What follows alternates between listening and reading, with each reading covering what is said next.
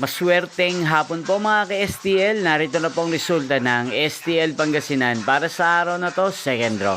April 8, 2025, araw ng Martes. Naway ang mga natayan niyo pong mga numero kanina ay manalo nawa ngayong hapong ito, 5 PM. Kaya kunin niyo na po inyong mga tickets. Narito na po ang resulta.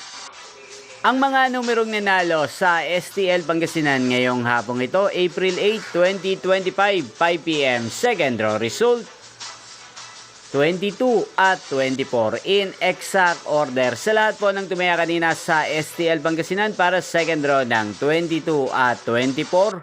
Congrats po sa inyo, panalo po kayo. Again, 22 at 24. At ngayong hapong ito sa STL Pangasinan, atin pong i-shoutout si Ate Charito ng Pangasinan.